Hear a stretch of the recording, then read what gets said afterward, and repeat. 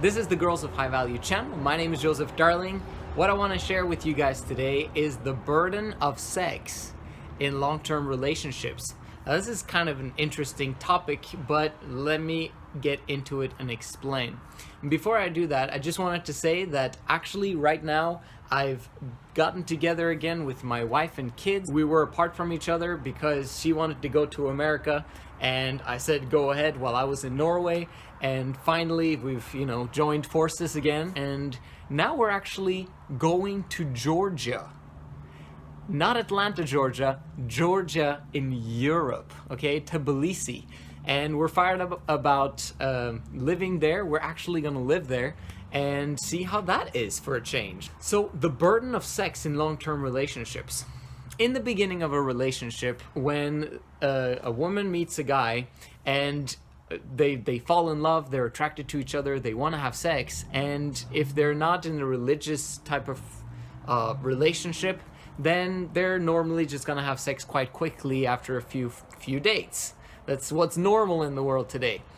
But however, if you're in a religious relationship, you're gonna hold it off for a while. Maybe you have sex before you're married eventually because you've been waiting for a long time, but you know now that you're actually gonna be together forever, so you end up just having sex anyway. Or you are in a religious long-term relationship where you're, no, not before marriage. And so everyone starts their sexual relationship differently and at a different time than other couples. However, long-term relationships eventually becomes the norm for those couples, hopefully, right? I mean, you don't want to fall in love with someone, have sex with them, and then eventually break up again, because that happens a lot. But what we're really trying to look for is someone that we really connect with, that we're attracted to, and that we can basically spend the rest of our lives with. This is what we're really looking for. Fall in love, stay in love, and then, be together throughout the rest of life because we enjoy each other's company. So, get back to the sex topic. In the beginning of a relationship, maybe even the first few years, okay? It's the honeymoon phase. Then normally, probably they're having sex approximately the same amount of frequency as they desire together. But then things kind of turn very interesting over time. And the woman starts saying no. They end up entering into a pattern where the woman says, oh, I have a headache today, or I feel so tired, can we do it another day? And slowly but surely, the woman now suddenly does not have sex with her husband at all. It becomes really bad, not only for the man, but also for the woman, because what turns a woman on is power. And if the man is powerless in terms of getting her into bed and getting her interested in him sexually, then he will remain in that powerless state over a long period of time. And every time he asks her for sex, and then he gets upset, or he gets emotional about it, and it's just difficult to get her into bed, and he blames her. And there's a lot of things going on in long-term relationships that suck because he desires sex more than she does. This is a real life problem, a problem that a lot of people don't talk about. And the reason why people don't talk about this very often is because men are ashamed to talk to their friends about it, okay? I recently had a friend of mine shared this with me, that for the past 6 years he's been married. Very quickly after they got married, she just suddenly stopped wanting to have sex. Before they got married, they were having sex normally, as much as pretty much they both wanted. And then they got married, and then after a few months, it was like, that's it. And he told me now that, man, he's been through a lot over the years. They have a kid, and it's really difficult for him. And he's like, at times he's been thinking about like divorce, and he's thinking about a lot of different things. And I can assure you that she is thinking the same thought. Okay, even though it might not seem like it. Oh, but trust me, she is. And they have a child together. Okay, and he's like, man, but I could never I would never want to do that because of the kid. I'm still in this relationship because of the kid. But this is normal for everyone, okay? And this also includes myself. It's not like my wife all the time is like, ooh, Joseph, I want to have sex all the time. And I'll explain why. The amygdala in the woman's brain is the thing that kind of needs to be shut off in order for her sexual juices to start pumping. And the amygdala basically is the fight or flight response in women. So stressful situations, the kind of danger and all those things, and planning and a lot of things that are going on in women's brains, masculine brains these days, come from the fact that they have a lot to think about. They're being rejected, okay? This is the thing that actually causes women to think a lot, and that is rejection. When a woman is rejected, she cannot allow it to let go. Like, she has to be brought into the moment by something else, maybe even another rejection, or she has to be brought into the moment by something amazing happening that takes her away from the rejection that she had in the past. An example of that was a guy today. We went to the swimming pool, and there was this guy who got annoyed with my oldest son and kind of grabbed him by the arm and kind of, shoved him away from where his child was. And he was basically saying that my kid didn't have manners and all that stuff. Now, my wife obviously got riled up by it. You would have been too if you saw that happening to your child. And I kind of swooped in there, made sure that he didn't talk to my kid like that, but also didn't talk to my wife like that. And kind of, we eased the situation out, and everything, ended up being fine. But the problem that happened was that my wife was rejected in that moment, okay? It was a violation of her that man was doing that to her child, our son. And basically she could not let it go, and she still is thinking about it in some way, shape, or form, but at that moment she was thinking a lot about it. And it's kind of like time needs to allow things to heal there, and she needs to vent about it, and she needs to kind of like find something else to hold on to that has nothing to do with that. This is how the female brain works. They care. And I'm like, who cares? Like, he did that, we got over it, they got over it, and and it's over. Like, and I'm not gonna like report him and spice things up and make him like dangerous towards us. You know what I mean? Like, it's better to just keep things peaceful so that's the point. Like, men and women are different when it comes to that. When women get rejected, they really care about it. And that is how it is to be masculine. You're rejected on a continual basis by your job, by your career, by relationships, by family, by people in general, because you're not easy to get along with. It's very hard to get along with masculine women because they've got goals, they've got agendas, they've got deadlines, they've got things that they need to do, and they're kind of like not the way that women were designed to be, if that makes sense. Which makes it so that they're in a fight or flight response all the time. And the only thing that kind of gets them out of that fight or flight response is stimulants.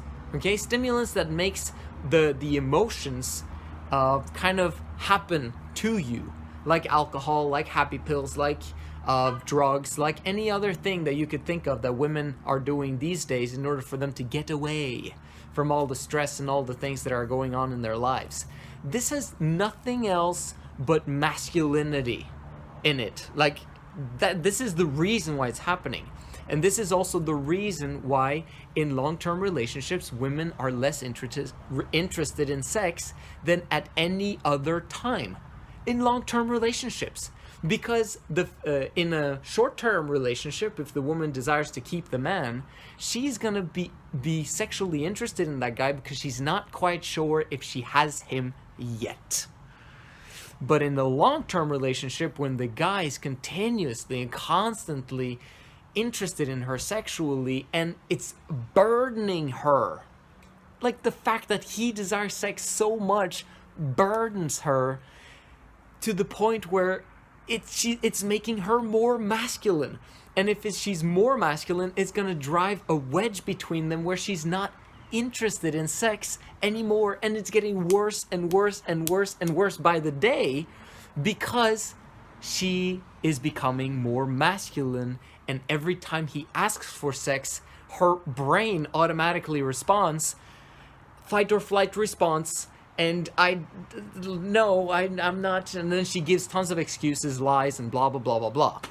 It's not that she's not sexually desirous, and it's not that women are not desirous for sex. Throughout history, all of the time, men have believed that women are not sexually desirous. They're not really into it.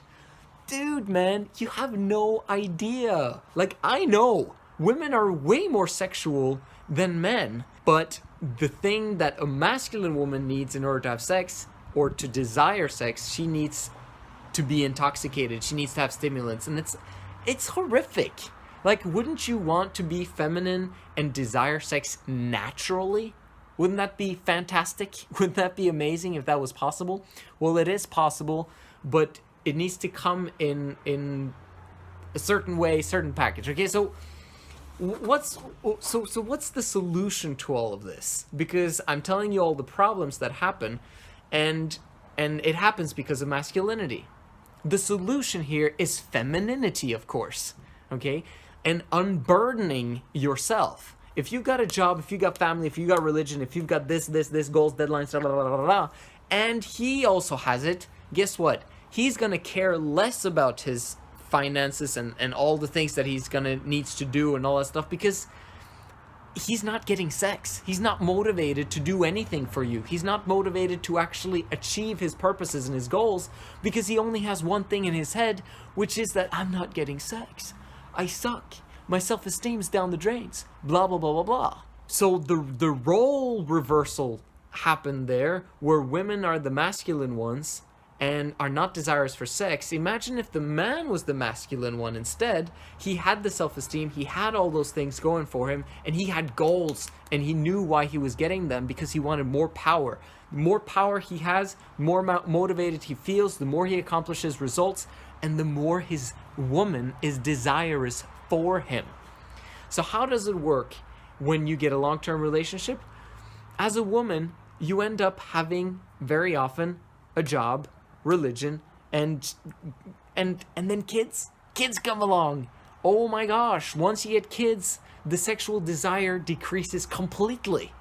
And the reason for that is because you don't have capacity anymore. You're burdened. You become masculine. So what are some immediate solutions that you could take if you are struggling in a long-term relationship, or for those of you who are looking forward for those future long-term relationships?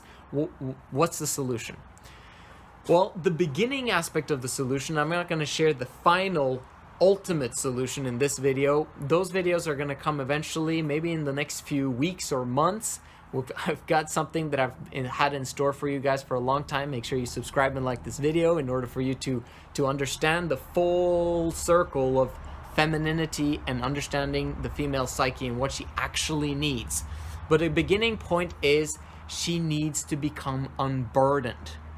Okay, the more burdened you are, the less sexually desirous you're going to be in a long-term relationship. The more unburdened you are, oh my gosh, the more you will actually take the time to basically study the things that are needed for you to have the desire, but also you will have the femininity and unburdenedness to actually build up your husband so that he actually has power, and you're going to make yourself sexually available for him because you know that this is what he needs in order for him to accomplish results and to get things happening in his life, and for him to have self-esteem and for him to feel powerful in his life. On the Men of High Value channel, we also teach them about semen retention, and we teach them, eventually we'll teach them about ejaculation control so that the woman can trust him in the bedroom as well, not only in the financial aspect of life, but also in the bedroom, because very often women don't trust that men are gonna last enough so that the woman can have her pleasure and basically enjoy the sexual ceremony as such, if we can call it that. So number one, unburden yourself as much as you physically can, okay? And if you're in a capacity where you don't have to have goals, you don't have to have long-term focus and career and climbing that ladder and needing to make money. That's the biggest thing that's on women's shoulders. If you just manage to just put that over to the man and let him take care of that, your life will be blessed, massively blessed. And then when you're unburdened, you can choose to do whatever you want to do. And if you do choose to have a career on the side because, hey, I like my job, I want to have a job, then work very, very, very few hours and do it in a flexible way so that you don't need to do it. Okay, and the second aspect of being,